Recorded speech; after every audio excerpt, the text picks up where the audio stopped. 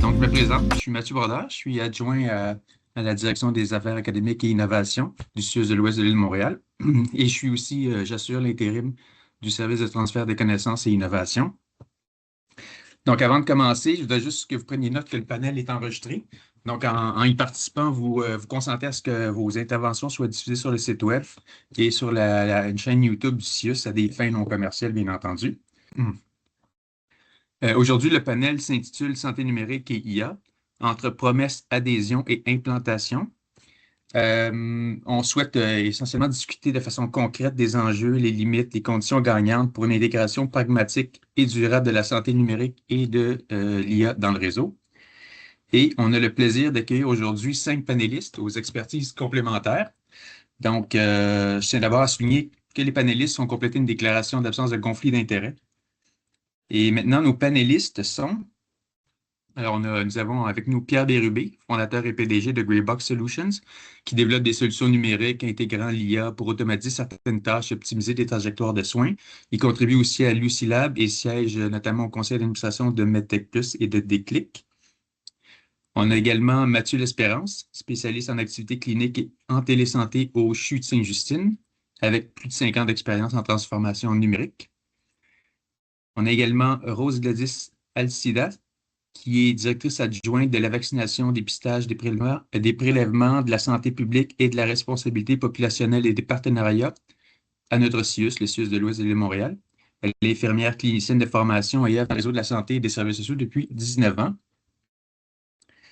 Nous avons également Jocelyne Lunens, qui est doctorat en administration, ancienne chargée de projet au CIUS de l'Estrie et CHU de Sherbrooke et maintenant conseillère au bureau des partenariats TI à Santé Québec.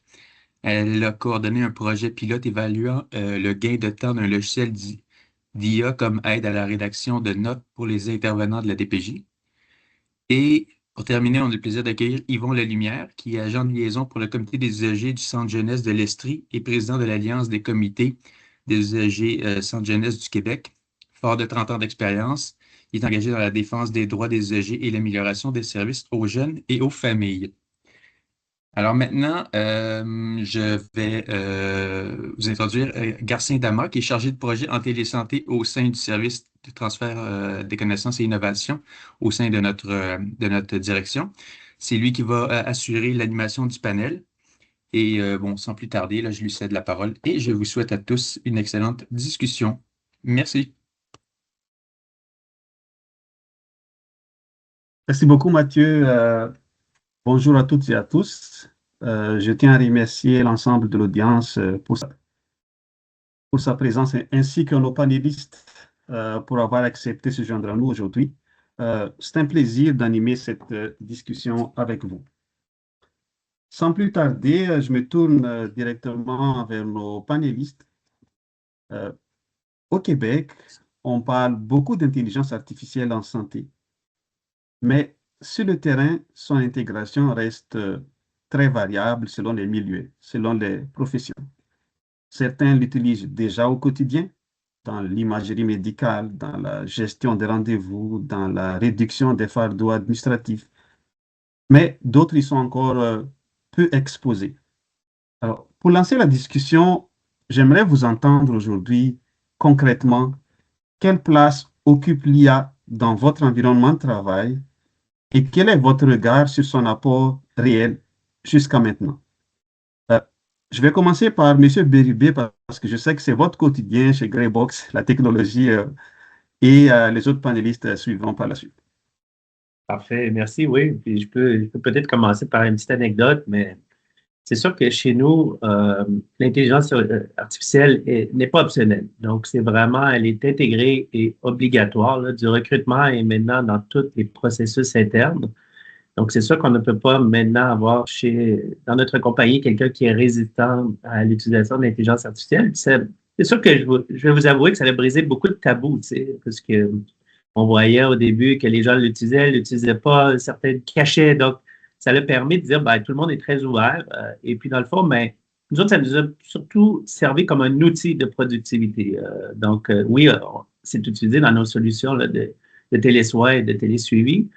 Mais quand on parle, surtout à l'interne, là, de point de vue opérationnel, ben, ça nous a permis de structurer, documenter et même tracer chacun des requis, là, du besoin initial d'un client, de la conception, du développement, le QA, la livraison.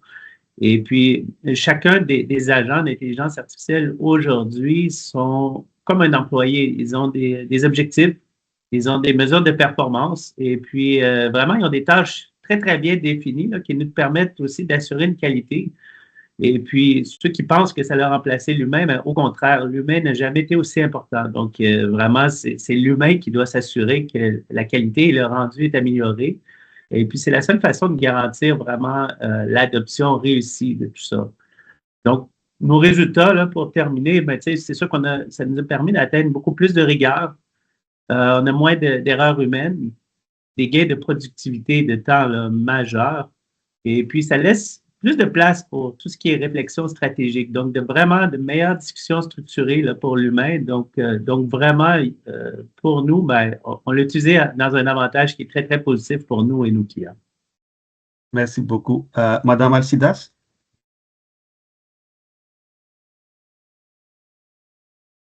Alors, bonjour. Alors, je vais aller dans la même place que Monsieur Pierre. Alors, pour moi, comme en tant que clinicien, je pense que l'IA ou la technologie joue un rôle incontournable dans le réseau de la santé. Parce qu'au fait, au point de vue en tant que clinicien, ça pourrait améliorer la qualité clinique. Ça permet de détecter plus rapidement les écarts et les tendances ou risques qu'un humain pourrait repérer seul. Pourquoi? Parce qu'au fait, des fois, on peut avoir des équipes ensemble pour aller analyser, mais avec l'utilisation de l'IA, mais ça pourrait détecter plus rapide un écart. Alors, à ce moment, ça va être optimiser le service. En même temps aussi, on peut l'utiliser pour optimiser les opérations parce qu'au fait, dans le réseau de la santé, surtout avec une pression constante, alors ça peut réduire les délais. À ce moment-là, ben, écoute, une meilleure allocation des ressources aussi, parce qu'au fait, des tâches répétitives administratives qu'on va utiliser exactement beaucoup du personnel pour le faire. Mais si vous utilisez l'IA au quotidien, mais les tâches administratives répétitives comme ça pourrait être un atout, un gain en termes d'allocation des ressources. En même temps aussi, les professionnels, les intervenants pourraient passer plus de temps au niveau avec les usagers, plus de temps que l'IA lui-même ne peut pas faire. Et à ce moment-là, ça va améliorer la qualité des services. Merci beaucoup. Monsieur Lalumière? Oui, du côté des usagers, je pense que les usagers comprennent très bien que l'IA sera inévitable dans les services qu'ils vont recevoir, autant en santé qu'en services sociaux, dans un avenir prochain. Ce que j'invite d'abord, c'est que tous les utilisateurs de l'IA devraient agir avec transparence auprès des usagers à qui ils offrent des services. Ça, c'est un principe qui nous semble fort intéressant de mettre de l'avant. Et comme disait M. Bérubé, ben, ce qu'on souhaite et du point de vue des usagers, c'est que l'IA soit davantage un outil d'optimisation de la qualité des services plutôt qu'une optimisation des ressources en place disponibles aux usagers. Merci beaucoup. Monsieur L'Espérance? Bien, je suis assez d'accord avec ce qui est dit précédemment par mes collègues panélistes. Évidemment, de mon côté, comme spécialiste en activité clinique et au niveau de la gestion de projets en innovation que je fais quotidiennement, j'utilise l'intelligence artificielle là, à longueur de journée. J'ai plusieurs agents. Ça me sert essentiellement à produire plus rapidement, là, en fait, à éliminer des tâches qui sont chronophages.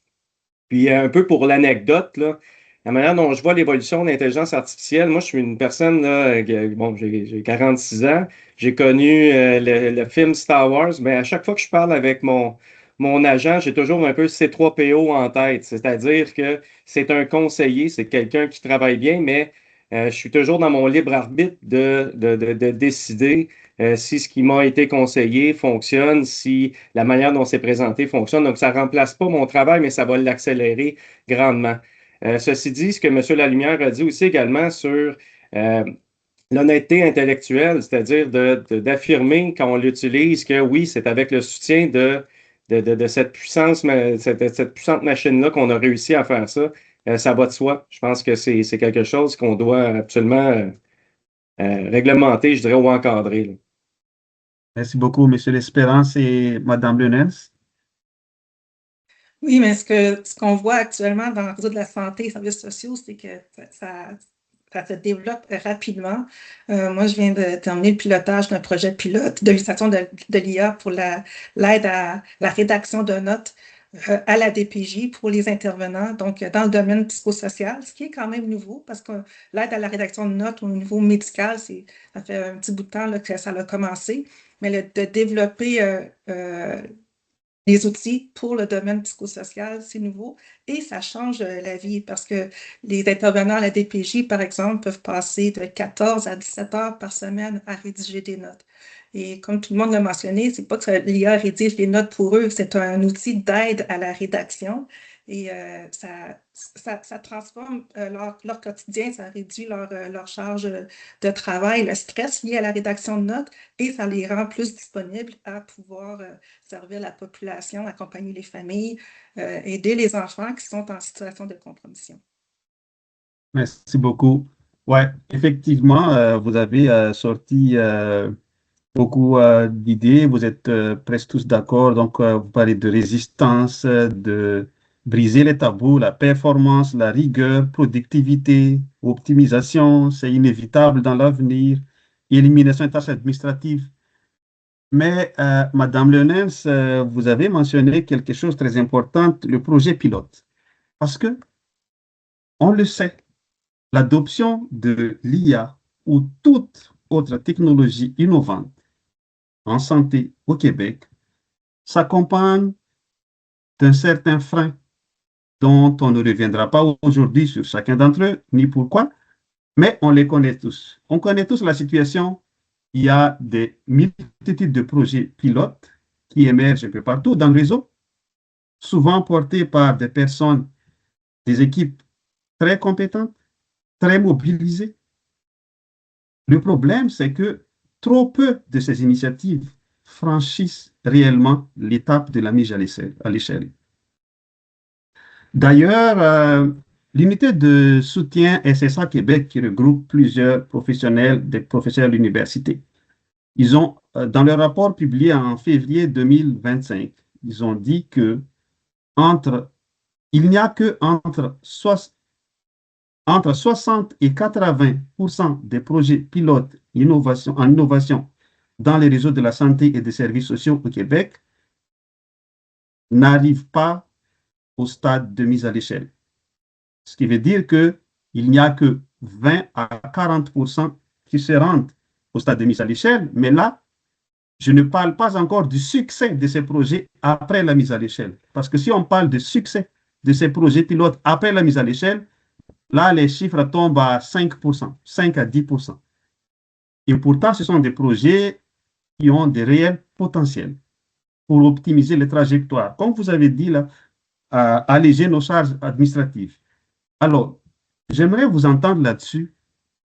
Concrètement, qu'est-ce qu'il faudrait ajuster dans nos modèles organisationnels, dans nos approches de formation ou même dans nos mécanismes de gouvernance pour lever ces obstacles et favoriser une adoption de l'IA qui génère une véritable valeur ajoutée pour nos services de santé et nos services sociaux.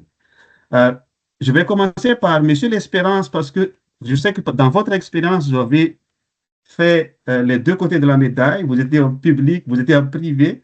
Alors, j'aimerais vous entendre en premier et les autres panélistes suivants. Et en fait, la question, M. Dama, par rapport au soutien de l'innovation, à partir de sa conceptualisation jusqu'à sa mise à l'échelle, c'est un grand défi du réseau, pas seulement au niveau de l'intelligence artificielle, mais je dirais à partir de toutes les innovations qui sont issues du terrain, donc de faire remonter des innovations au niveau opérationnel jusqu'au stratégique. Je crois qu'au niveau du changement organisationnel, c'est un véritable soutien à ce type de démarche-là. Il y a un processus clair qu'on devrait mettre en place. Je crois qu'actuellement, il y a une absence des deux. En fait, on n'a pas tout à fait de processus qui encadre réellement comment une innovation issue du terrain peut remonter jusqu'à une mise à l'échelle et un succès, d'une part. On ne sait pas trop comment ça fonctionne. Puis au niveau des ressources, eh bien, on n'a pas de ressources humaines suffisantes pour pouvoir mener. Donc, on a beaucoup de projets qui sont tablettés. Et ce n'est pas seulement un problème québécois, là, c'est un problème canadien dans les autres provinces. Pour avoir fait mes recherches par rapport à ça, les autres systèmes de santé de nos provinces expérimentent les mêmes difficultés. Bon, évidemment, dans un contexte comme celui-là, je crois que pour soutenir l'adoption de l'intelligence artificielle, ce que je dirais aux gens, c'est expérimentez-le. On a l'accès à Copilot qui est offert par le gouvernement dans notre licence MS 365. Il y a moyen de faire énormément de travail avec Copilot, ne serait-ce que juste de l'aide à la rédaction, de l'aide à la décision, du soutien à des analyses de texte. Donc, j'invite les utilisateurs à le faire. Ensuite, la deuxième chose qu'on pourrait faire, c'est vraiment regarder au niveau des procédures, l'organisation du travail, d'identifier quelles sont les tâches qui sont vraiment chronophages, qui ne sont pas nécessairement à valeur ajoutée. Lorsque Yoseline nous parlait que pour un intervenant, moi je viens du social, en fait, je suis un ancien éducateur spécialisé en santé mentale et le temps de rédaction prenait énormément de temps dans notre semaine, c'était épouvantable. Donc d'entendre qu'on peut avoir un soutien à la rédaction qui fait en sorte qu'on réduit dramatiquement le temps passé devant un écran alors qu'on devrait passer davantage de temps au soutien en situation réelle avec nos patients, c'est une très bonne nouvelle. Et c'en est une tâche qui peut être clairement identifiée par les gestionnaires comme OK, maintenant, on est capable de produire un rapport d'une journée en 15 minutes plutôt qu'en 2 heures. Donc, je dirais que c'est une façon de voir, mais il reste qu'au niveau de la réflexion stratégique, il y a du chemin à faire sur la situation actuelle. Comment on peut et je ne suis pas ministre de la Santé, évidemment, pour résoudre, ministre de l'Innovation, mais la situation, elle est celle-là, elle est partagée dans l'ensemble des provinces canadiennes. Merci Donc, beaucoup. Merci beaucoup, M. L'Espérance. Monsieur Lalumière, ces projets pilotes sont souvent réalisés avec des patients, des usagers partenaires. Oui, effectivement, mais vous comprenez qu'au stade où on est dans le développement, dans l'application de l'IA, du côté des usagers, on a davantage de questions. Exemple, l'analyse d'une situation commande parfois d'être très attentif aux dimensions non verbales d'une situation et aux dimensions affectives, émotives d'une situation. Un enregistrement audio ne permet pas nécessairement de bien décoder ces dimensions-là. Donc, c'est un exemple parce que l'ensemble des intervenants ont à faire justement une analyse de la situation, que ce soit en santé ou en services sociaux, et de cette analyse-là va découler un diagnostic, des décisions, un plan de traitement, etc., etc. Donc, il y a des dimensions là, pour l'instant, et peut-être que M. Bérubé pourrait davantage répondre à ces dimensions-là.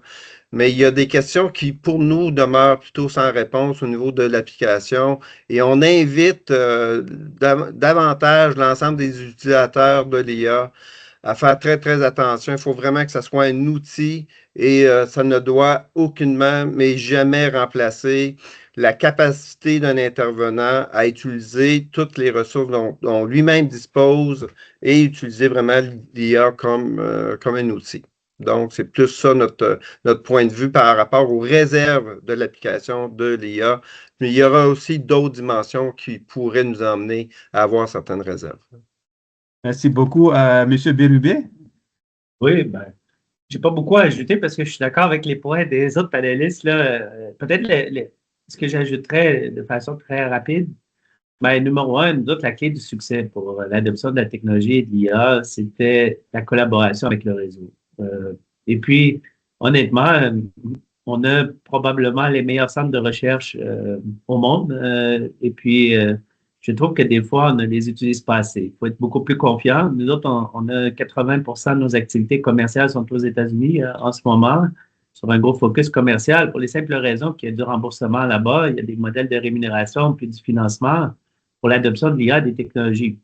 Donc, tu sais, aux États-Unis, par exemple, à chaque fois qu'on active un suivi numérique d'un patient qui vit avec 2 maladies chroniques et qu'on démontre qu'on a 16 jours de monitoring sur 30, ben, il y a à peu près $500 américains par utilisateur disponibles par mois pour l'adoption et l'installation de la technologie dans une chambre ou dans un suivi à domicile.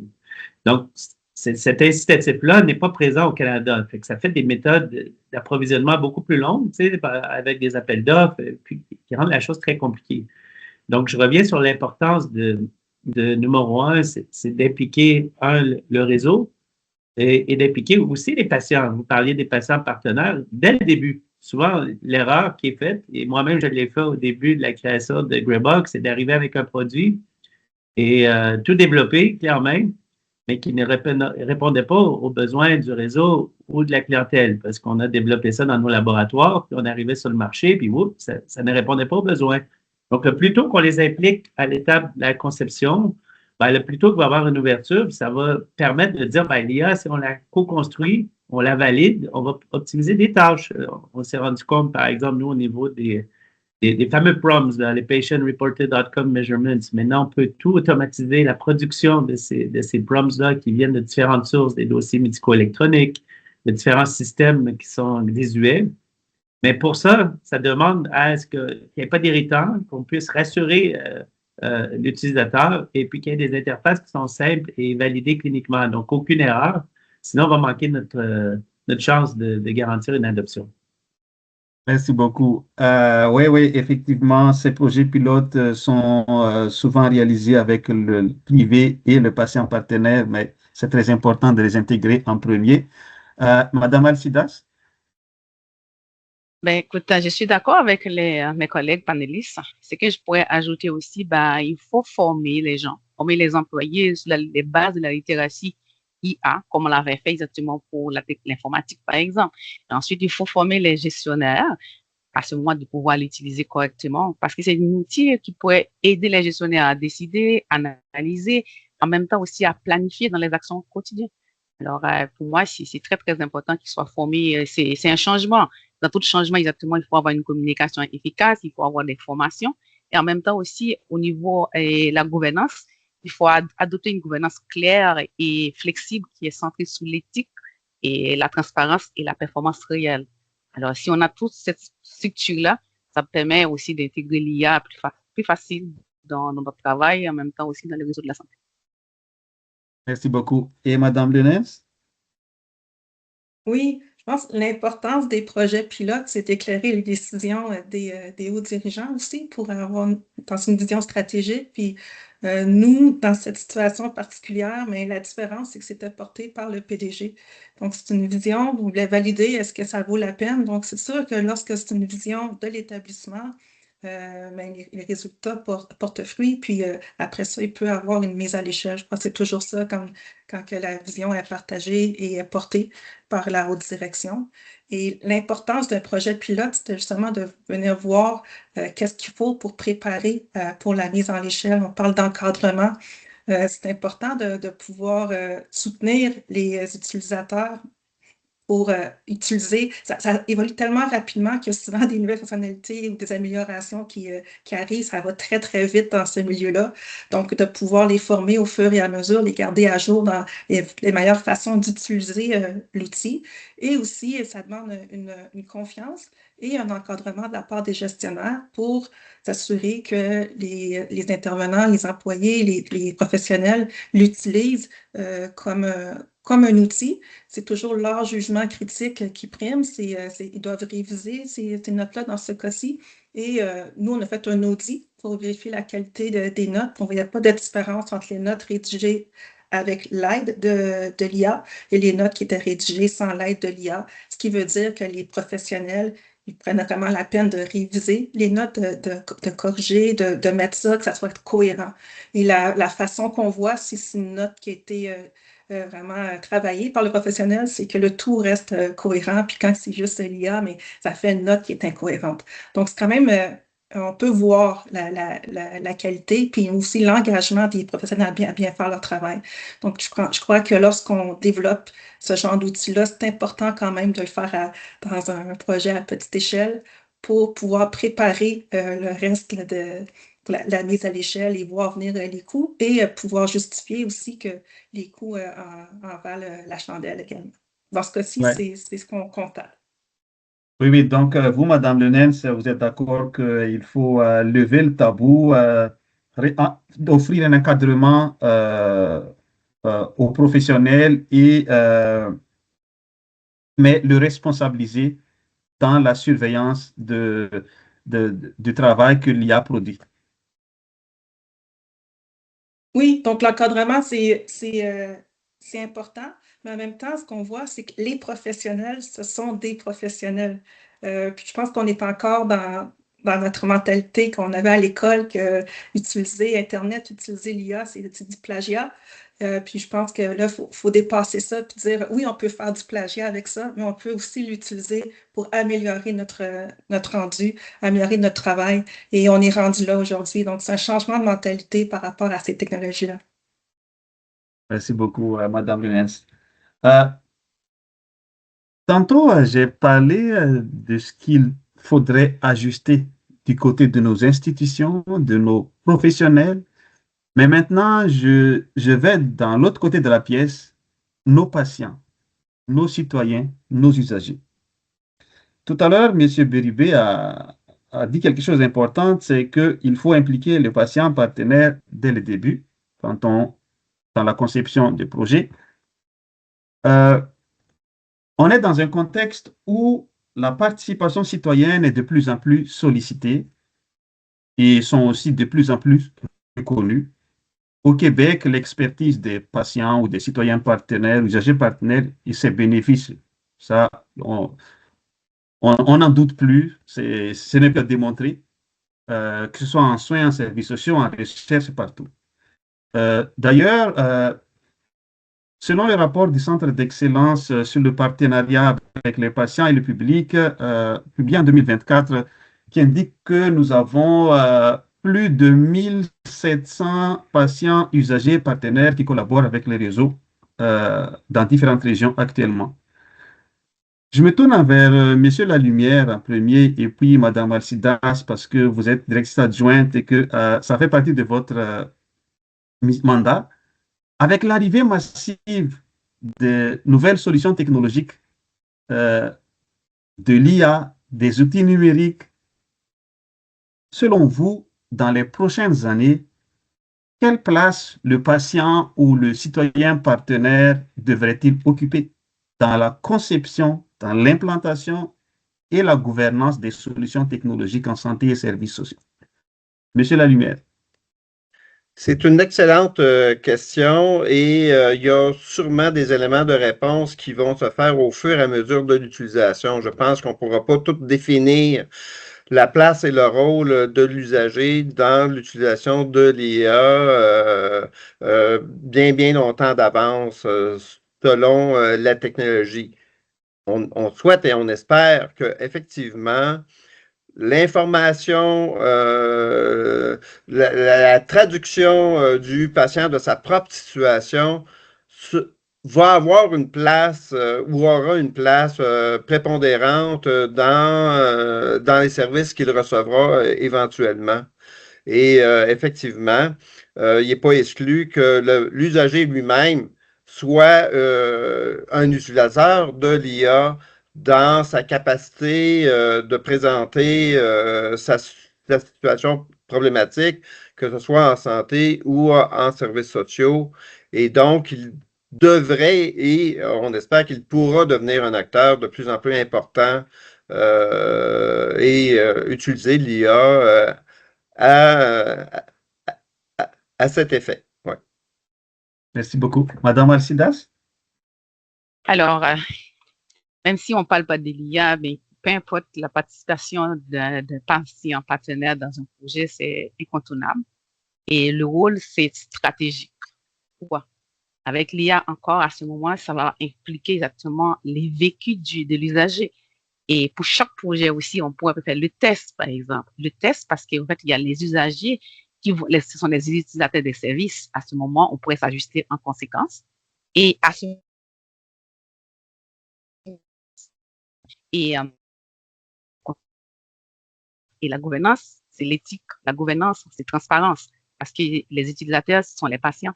Alors, à toutes les échelles, peu importe le niveau du patient à ce moment-là, depuis la conception on monte le projet avec et ça permet d'orienter de façon stratégique. Alors, il est dans l'opération, il est dans la transformation, il s'implique aussi au niveau de la gouvernance. Pour moi, avec l'IA, la participation d'un citoyen partenaire, c'est très, très stratégique. On peut pas aller plus loin sans l'impliquer. Alors, c'est ça que je pourrais ajouter. Ouais, mais avant que les autres panélistes répondent, je me pose la question, jusqu'où on peut aller sans que l'intégration des patients partenaires ralentisse le projet d'innovation?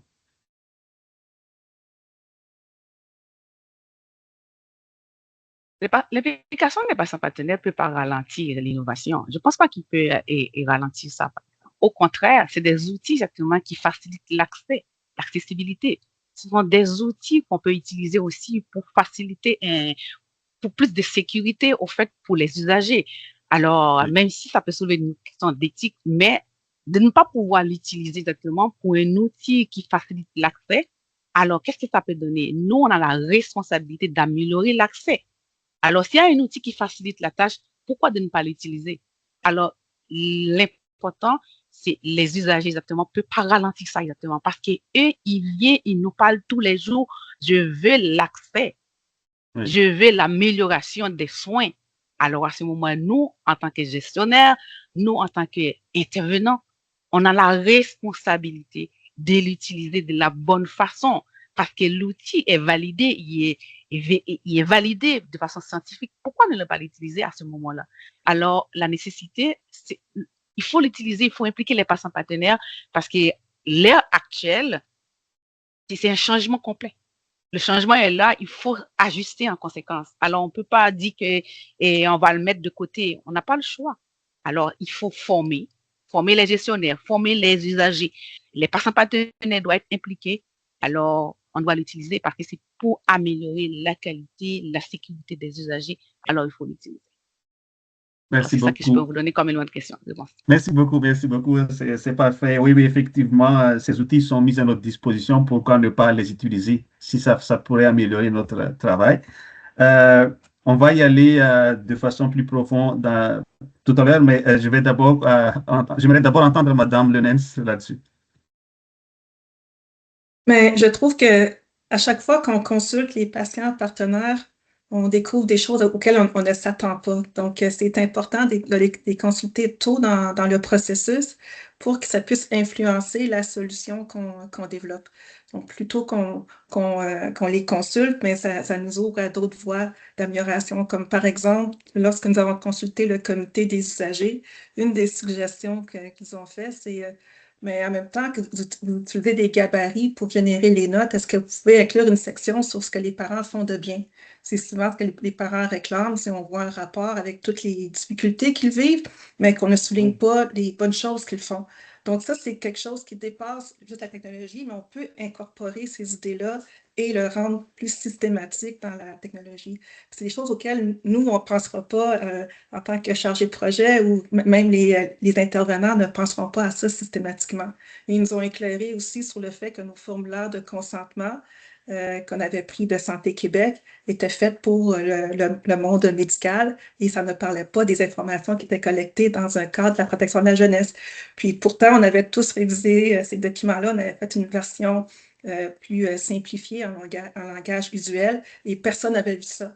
Donc, de consulter les patients partenaires tôt dans le processus, c'est toujours gagnant. C'est eux qui nous font très souvent voir nos angles morts et qui nous amènent ailleurs. Merci beaucoup. Monsieur L'Espérance?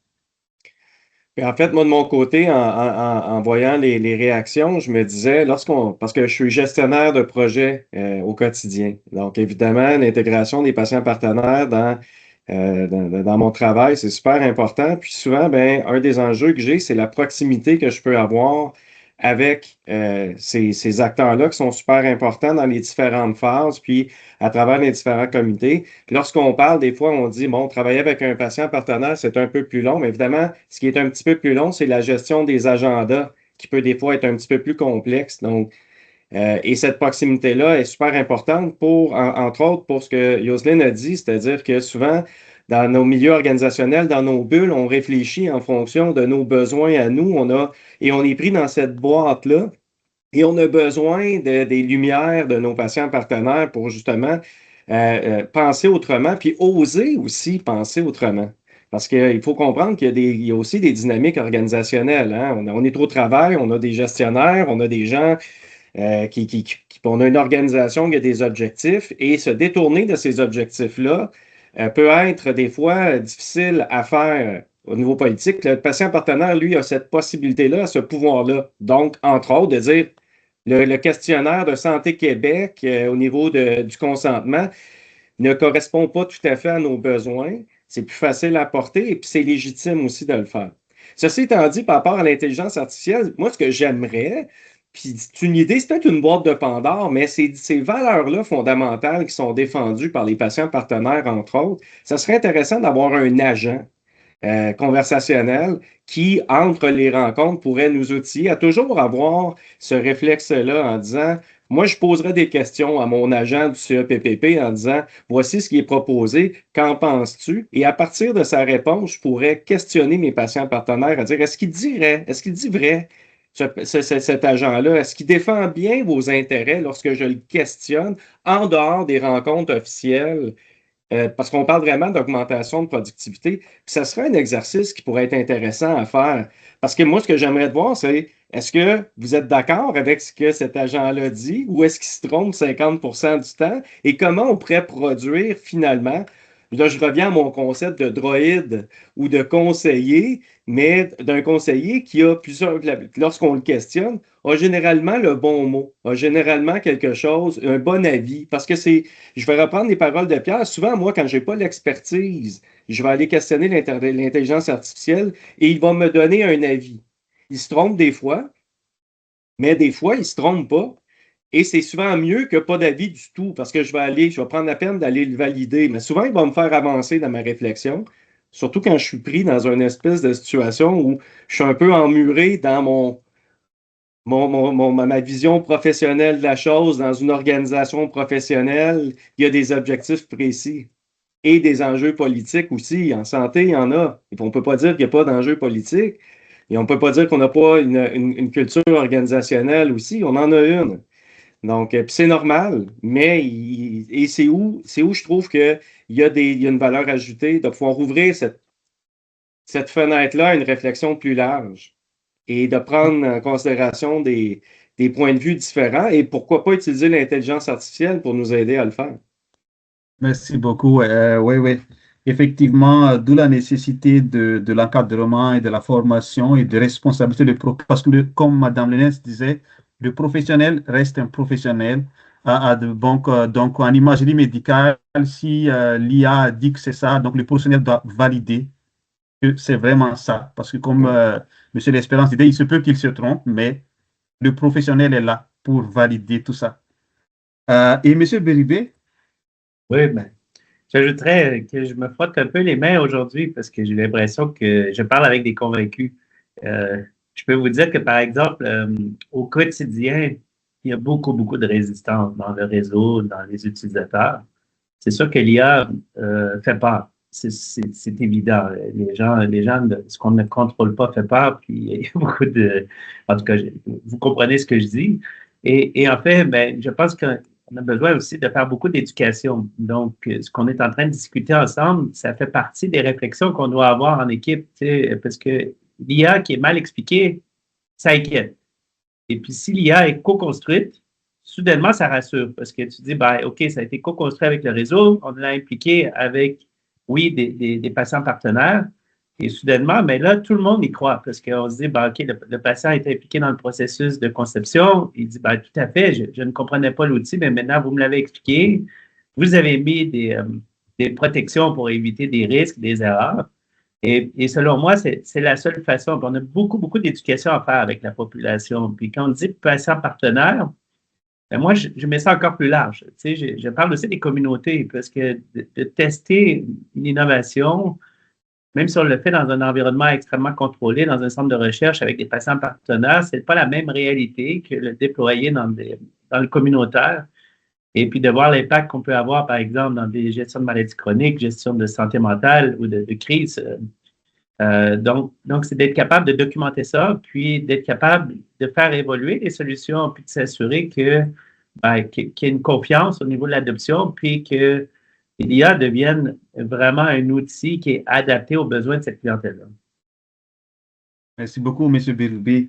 Euh, je reviens un peu à ce que Mme Alcidas disait que pourquoi ne pas utiliser les outils à nos dispositions? Parce que en tant que professionnel de la santé et des services sociaux, notre mission première, c'est de prendre soin de nos patients, de nos usagers, pour ceux qui sont en services sociaux, usagers. Or, des technologies, des solutions numériques existent aujourd'hui pour faciliter l'accès aux soins, l'efficacité de nos interventions auprès de nos usagers. Euh, Ces technologies ont été approuvées par les instances compétentes. Je pense à Santé Québec, Santé Canada, le ministère, nos établissements, toute l'équipe de sécurité informatique. Euh, alors, je me tourne en premier envers Mme Lenens.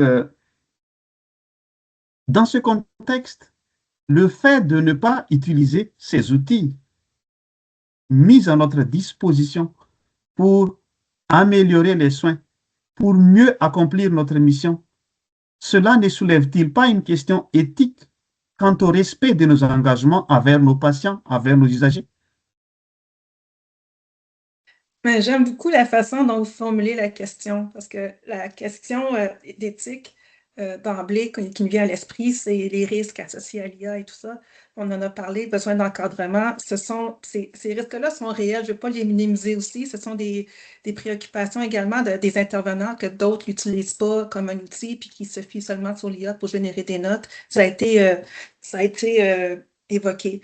Mais d'un autre côté, lorsqu'on pense à l'accessibilité des soins, dans ce cas précis de la DPJ, si le fait d'utiliser des outils comme ça, des outils modernes, peut aider à réduire la liste d'attente, faire en sorte qu'un enfant qui est peut-être en situation de compromission puisse avoir l'accompagnement dont il a besoin dans un délai qui est raisonnable, mais c'est important d'utiliser les outils, justement, qui nous permettent d'atteindre ça. Et quand je dis ça, tu sais, c'est important de gérer les dangers qui peuvent être associés. On peut les encadrer, mais si on voit la transformation que ça peut apporter au réseau et à la population, c'est important aussi de mettre ça de l'avant. Et c'est ça qui guide nos gestionnaires, nos organisations à dire ici, on a quelque chose de stratégique qui peut changer le cours des choses et on décide d'expérimenter. Je pense que tantôt Mathieu le disait, l'importance de donner le droit d'expérimenter avec ces outils-là. C'est un peu comme lorsque Teams est arrivé dans le réseau, c'était nouveau. Et on a appris rapidement à utiliser cet outil-là. Ça a transformé nos pratiques, notre façon de collaborer. Et je pense que l'IA, c'est quelque chose de ce même domaine-là et encore plus. Donc, on va gagner à expérimenter et à partager nos nouvelles façons de travailler, de collaborer. Merci beaucoup, Mme Lenens. Oui, oui, effectivement, parce que dans les réseaux, c'est souvent, pas toujours, mais souvent la résistance au changement et que, vu que ces outils ont été approuvés par les instances, euh, même s'il y a des dangers, mais si ça a passé dans les filets de Santé Canada, Santé Québec, le ministère, donc il y a quand même un certain degré de sécurité dans ces outils-là, même si ce n'est pas parfait 100%, mais il y a quand même un degré de sécurité sur ces outils. Mais c'est vrai. Je vais ensuite, Mme Alcidas, parce que c'est vous qui avez dit que pourquoi ne pas utiliser ces outils? Je me tourne vers vous. Oui, ben écoute, c'est un enjeu de TIC-7. Tout le monde sait exactement. Tout outil qui est à peine développé, alors il y a il y a un encadrement quand même, parce que c'est des outils qui sont validés. Alors, s'ils sont validés, première chose, et en même temps aussi, on sait que ça améliore le service, améliore le délai d'attente, par exemple. On peut l'utiliser dans le cadre de promotion de la santé, dans le cadre de dépistage, prévention aussi. Développer un outil, par exemple, la personne fait l'auto-évaluation, on va voir exactement si la personne a un risque pour aller à l'hôpital pour se faire dépister, quelque chose comme ça. Alors, ça permet d'améliorer la santé, en même temps aussi faciliter l'accès, réduire les délais d'attente. Alors, si on sait ça déjà, pourquoi de ne pas l'utiliser? Est-ce que c'est pas là maintenant les questions d'éthique maintenant parce que tu as bloqué l'accessibilité, tandis que notre responsabilité, c'est améliorer. Alors, ça a besoin de l'encadrer vraiment, encadrer les intervenants, encadrer les cliniciens. Mais le rôle, c'est pas remplacer l'humain. On va pas remplacer l'humain, mais quand même, c'est améliorer le travail, rendre le travail plus efficace et pour que les usagers puissent en bénéficier aussi. Alors, c'est ça que je pourrais ajouter à ce moment. Moi, je le vois de l'autre côté, de ne pas l'utiliser. Est-ce que ça ne pas une question d'éthique à ce moment-là? Merci beaucoup, Madame Alcidas. Monsieur L'Espérance? Ben, en fait, moi, je vois différentes. Je vais y aller des deux côtés. En fait, c'est sûr et certain que l'intelligence artificielle a un potentiel immense là, de révolutionner les opérations puis d'optimiser le travail. D'un côté, je pense que quand on parle de crainte, c'est parce qu'évidemment, c'est normal aussi d'avoir peur un peu de cette situation-là parce que l'humanité étant ce qu'elle est, on a des gens dans n'importe quelle population, on a des gens très avisés, très minutieux, on a des gens moins avisés, moins minutieux, puis on a peur un peu qu'il y ait une mauvaise utilisation de l'intelligence artificielle. Je pense qu'on va avoir les deux.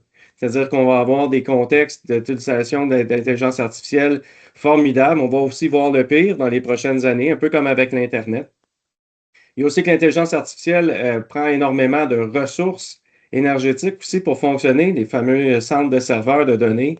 Je me questionne sur la possibilité de déploiement de cette technologie-là sur une planète qui est déjà avec des enjeux environnementaux importants. Ceci étant dit, je vais y aller encore une fois avec la gestion de projet, c'est-à-dire que, évidemment, il faut s'entendre sur quels sont les objectifs qui sont visés.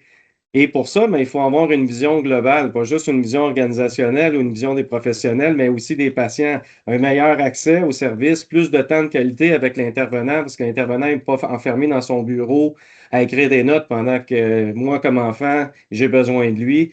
C'est des avantages qui sont réels. Ceci étant dit, je pense qu'il y a un véritable travail de s'asseoir en équipe puis d'identifier quelles sont les tâches ou qu'on peut confier actuellement à l'intelligence artificielle. Par exemple, rédiger une note en 5 minutes qui nous aurait pris 2 heures à rédiger dans un français correct en faisant une bonne rédaction avec les idées principales ou soutenir avec un scribe qui nous a écoutés pendant l'entrevue et qui a fait cette note-là.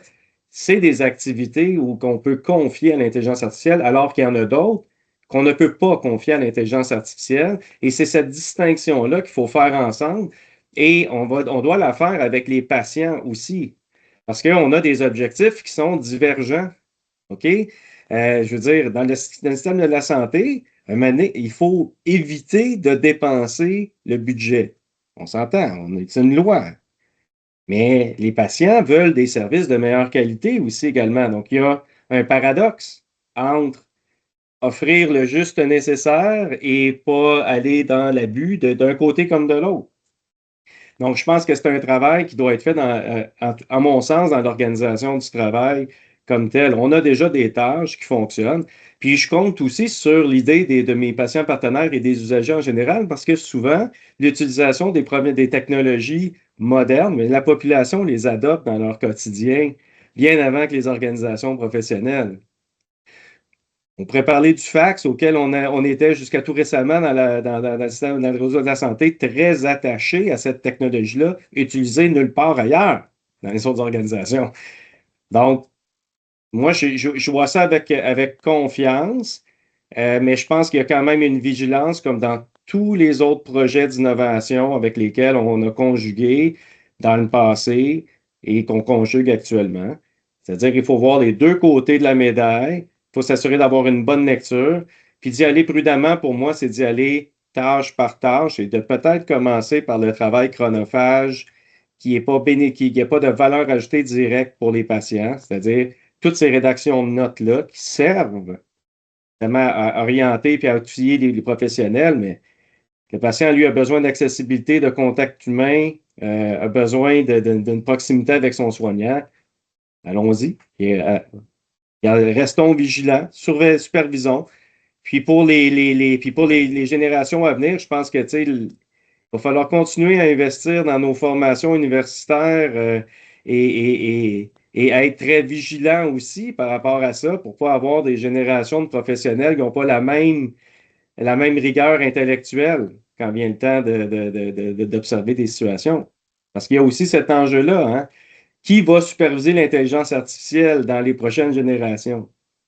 Ouais. Donc ça, c'est une question qu'il faut se poser aussi.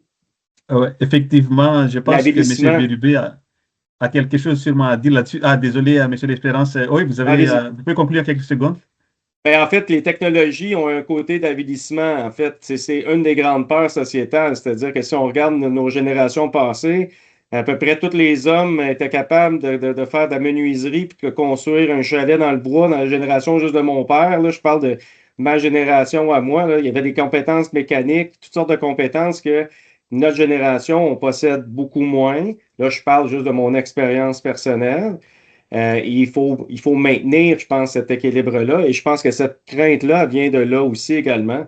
C'est-à-dire de créer une génération pris devant l'écran, incapable de réfléchir sans le soutien de l'intelligence artificielle. Je pense que ça vient de là, cette grande paire-là. Je pense qu'il y a peut-être quelque chose à encadrer, à définir, du moins au niveau organisationnel, de bien distinguer. Comme M. Bérubé le disait, il y a des tâches qui peuvent être confiées, d'autres, les réflexions stratégiques, là où on se questionne réellement sur le développement de l'entreprise, c'est un espace humain de débat. Donc, je pense que ça vient réduire les zones de peur là, aussi. Oui, justement, on va écouter M. Bérubé sur le sujet. M. Bérubé. Merci, mais vous m'amenez sur terrain glissant, évidemment. Hein, oui, je comprends.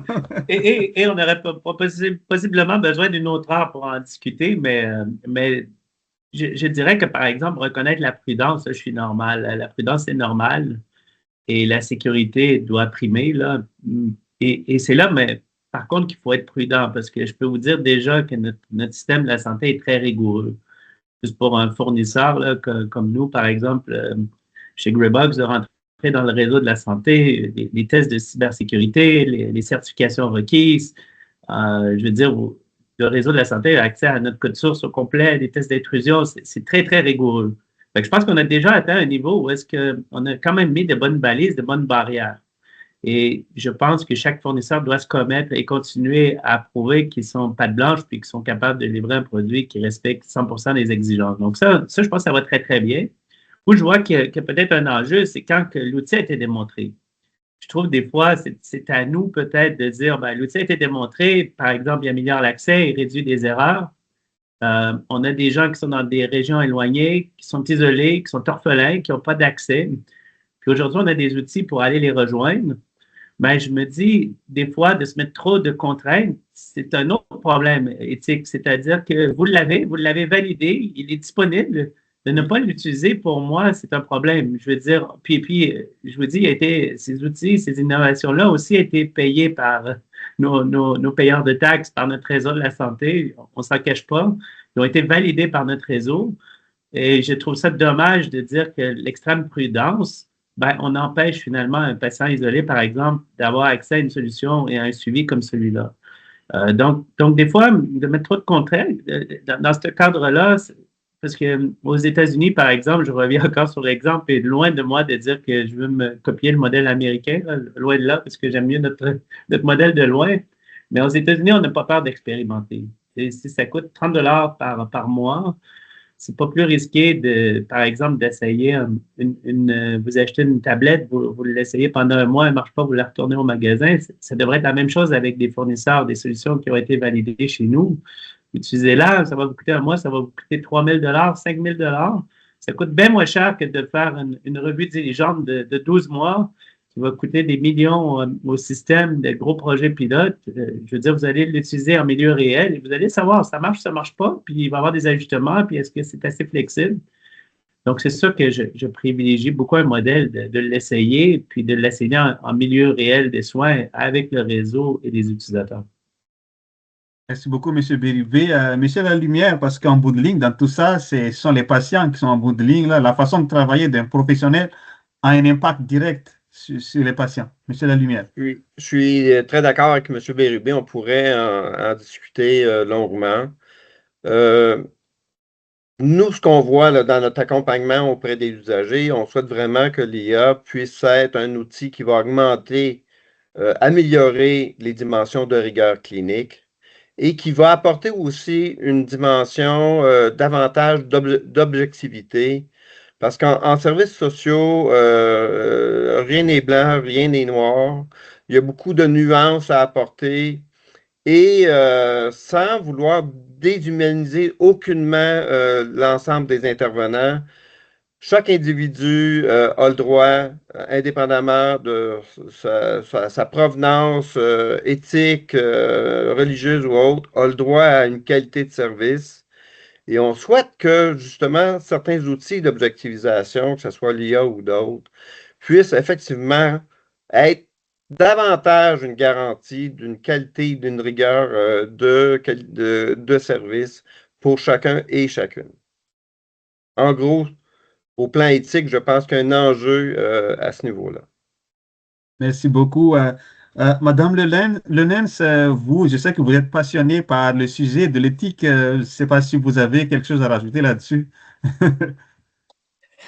Non, je pense qu'on dit tous un peu que c'est aussi une responsabilité éthique de tester et d'essayer ces nouvelles technologies.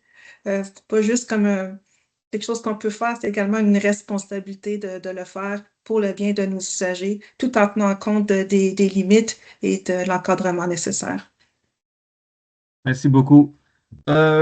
C'était tout le temps dont nous disposons. Je tiens à remercier nos panélistes pour la richesse et la sincérité de vos contributions. Ce fut un plaisir d'animer cette discussion avec vous. Je passe maintenant la parole à mon collègue Mathieu qui prendra en charge les questions de l'assistance. Merci beaucoup. Oui, merci infiniment pour cette discussion bien enrichissante. Écoutez, on a eu en fait quelques questions. Ça s'est un peu promené dans le clavardage et dans la section questions-réponses. Je vais en fait tout simplement commencer par ce que j'ai noté dans les questions-réponses, la section questions-réponses. Donc, je vais vous lire la question pour pas mal interpréter là, le propos. Et je vous demanderai cette fois-ci si vous voulez lever votre main pour commencer à répondre, pour y aller en ordre. Donc, pouvez-vous nous en dire plus sur la sécurité informatique et la confidentialité des données en lien avec l'utilisation de l'intelligence artificielle en contexte clinique? Est-ce que quelqu'un veut se risquer? Ouais. Je peux y aller.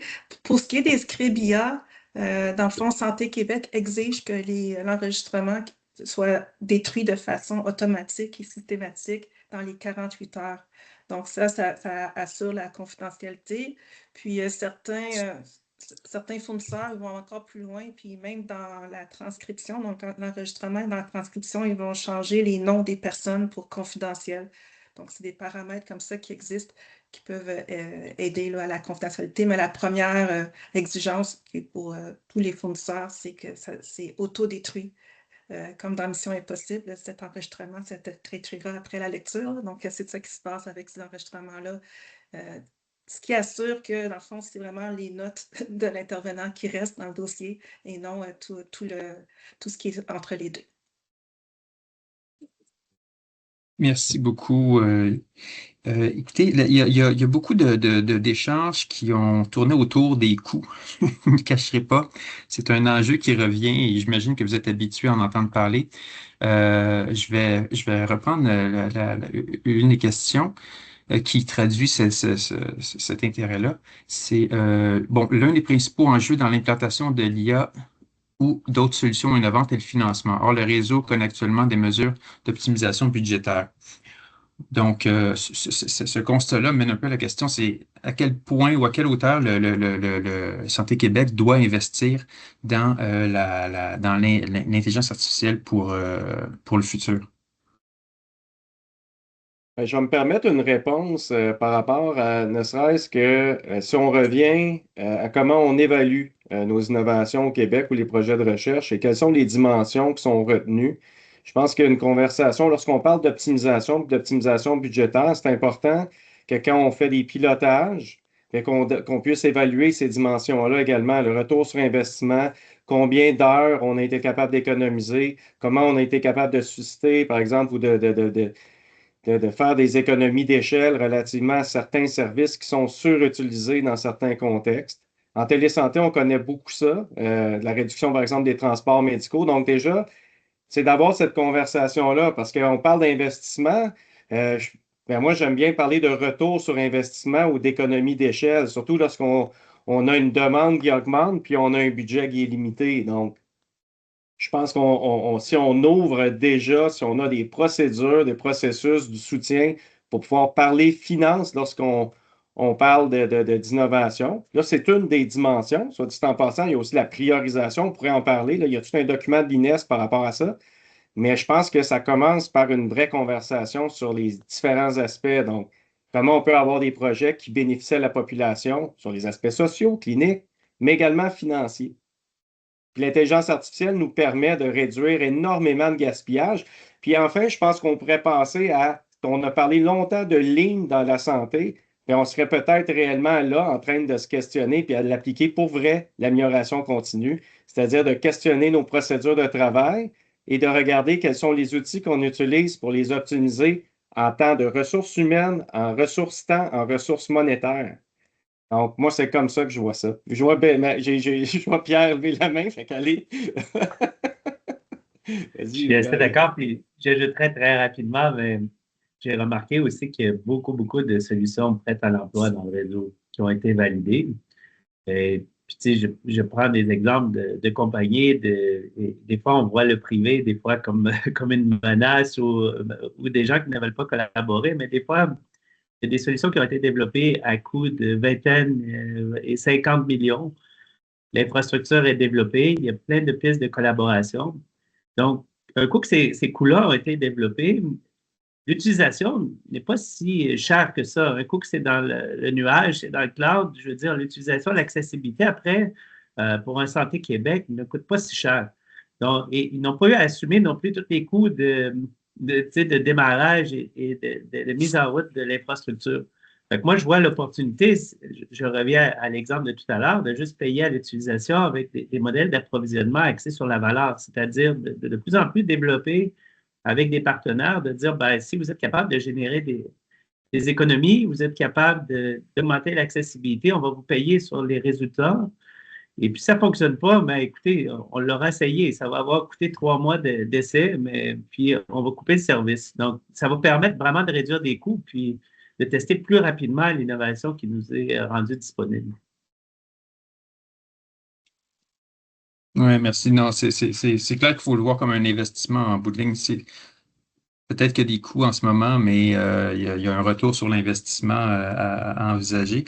Mais pour faire peut-être un pont avec ce que vous dit M. Bérubé, il y a, et je reviens sur l'idée des formations. Des formations. On convient qu'il est important de former là, les personnes à l'utilisation des nouveaux outils qui sont développés. On avait parlé qu'il peut y avoir une certaine réticence. Une intervenante qui a quand même mentionné que ce n'est pas nécessairement de la réticence, mais plutôt une difficulté de trouver le temps de développer les compétences pour utiliser les outils. Donc, la question ici, c'est qu'on peut concevoir qu'il y a des difficultés à amener les gens à développer des compétences à utiliser les outils, mais c'est quoi les solutions pour y arriver? Comment on peut aider à la formation ou à surpasser ces obstacles-là qui nuisent à l'implantation des outils d'intelligence artificielle dans le réseau de la santé? Je peux y aller pour commencer. Nous, quand on a déployé, mais c'est sûr qu'on a fait, on s'est rendu disponible à tous les jours dans les 3 premières semaines du lancement pour des rencontres éclairs de 15 minutes. Donc, les gens sont en mode walk-in, donc ils venaient, c'était disponible, ils pouvaient poser les questions. Je pense que ça, c'est important. Puis aussi de pouvoir libérer les ressources pour qu'ils puissent le faire et expérimenter aussi de leur propre côté. Parce que ce qu'on a remarqué, c'est que les personnes qui ont pris de leur temps pour pouvoir s'approprier l'outil, expérimenter avec, c'est elles qui ont eu le plus de gains de temps par la suite. Donc, cet investissement-là dans l'apprentissage, de se donner le droit de prendre un peu de temps pour l'apprendre, de donner de l'accompagnement. Et les intervenants, ce qu'ils nous ont dit, mais c'est l'important, c'est la formation continue. Donc, de prévoir des séances durant l'année, parce qu'ils se rencontrent à nouveau, pour échanger sur les bonnes pratiques, échanger sur les améliorations et pour qu'elles puissent, il et elle puissent prendre le plus grand avantage des outils, parce que sinon, si c'est sous-utilisé ou utilisé incorrectement, mais le gain de temps n'est pas nécessairement là. Donc, il y a un apprentissage à faire, puis il faut se donner les moyens de pouvoir avancer avec cette technologie-là qui est en pleine effervescence. Monsieur Lumière. Bon, ce que j'aurais ajouté sur cette dimension-là, c'est l'importance de ne pas escamoter chacune des étapes dans l'accompagnement, dans l'implantation, dans la formation. Encore une fois, il pourrait y avoir un risque d'un certain dérapage parce qu'on prend pour acquis que l'intégration se fait bien, que l'implication se fait bien, etc., etc. Donc, c'est un processus qui doit aller jusqu'à la validation, hein, non seulement à l'utilisation, l'implantation, l'utilisation, mais il faudra aussi des outils de validation pour s'assurer que les usagers continuent à recevoir des services de qualité, puis même des services augmentés en termes de quantité et de qualité. Faudra vraiment aller jusqu'au bout du processus. C'est très important. Je pense qu'on ne peut pas penser à faire d'économies d'échelle sur ces dimensions-là. Non, tout à fait. Oui, Monsieur L'Espérance.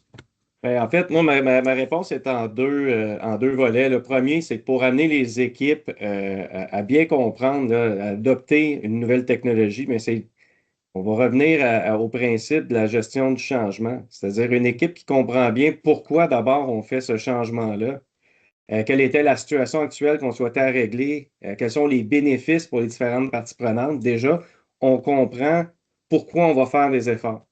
La deuxième, évidemment, c'est des activités de formation, puis un accompagnement. Une formation sans accompagnement, dans les sciences d'éducation, c'est prouvé, ça ne sert à rien. Donner une formation, puis pas donner d'objectifs, des devoirs ensuite, c'est investir dans du vide.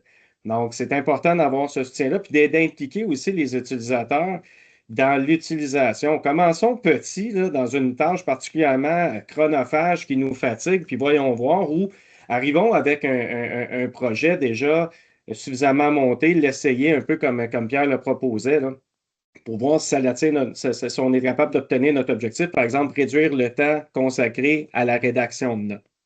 OK? Évidemment, la deuxième chose, bien, c'est relativement à ces gains-là.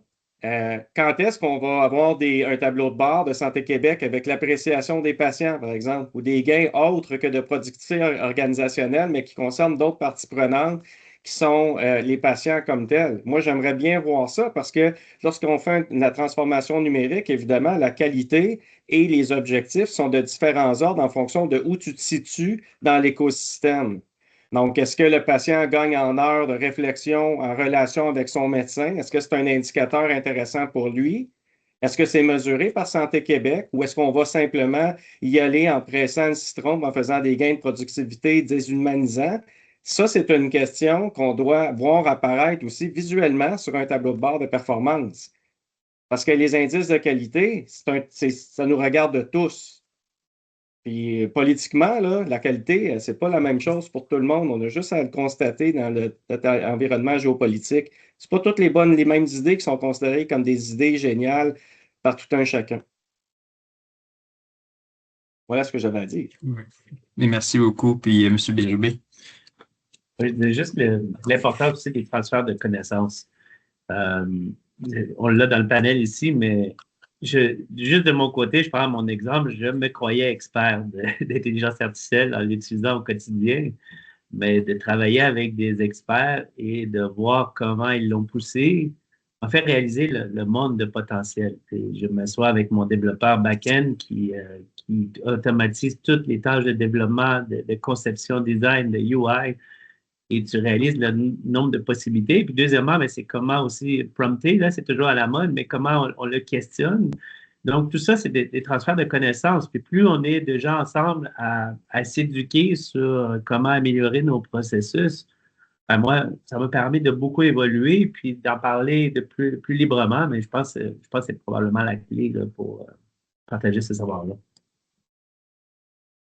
Oui, ben, écoutez, c'était très intéressant. Écoutez, il reste 4 minutes.